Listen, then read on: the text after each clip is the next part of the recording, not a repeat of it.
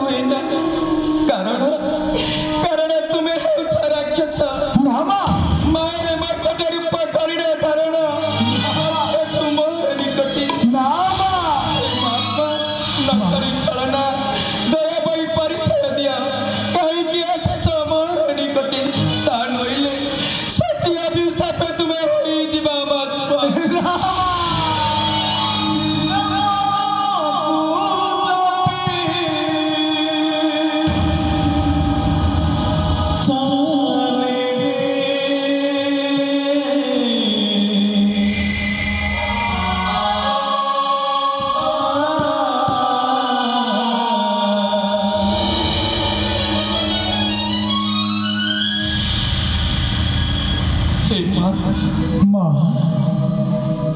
एठी मु को विश्वास करबी मां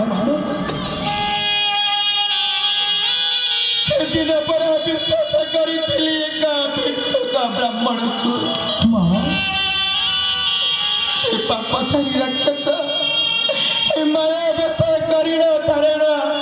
विज्ञान बा छलरे हरियाणी मते रखाइछि असुरी मन मां मो एठी को विश्वास करबी मां मो एठी को विश्वास करबी तथापि तुमको विश्वास करबा पाई देबो मां शुणुबे मां केव परि भावरे आसीछि मो लंकापुर मध्य हे मां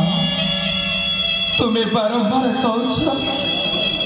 तुम्हें हेउछ प्रभु रामचंद्र कर दास बोली हाँ मां ताले कहि परिबे महात्मा किपरि सत्य सिंधु करिण लंघन मां ए पापिष्ट राक्षसर पापपुरी रे करिण प्रवेश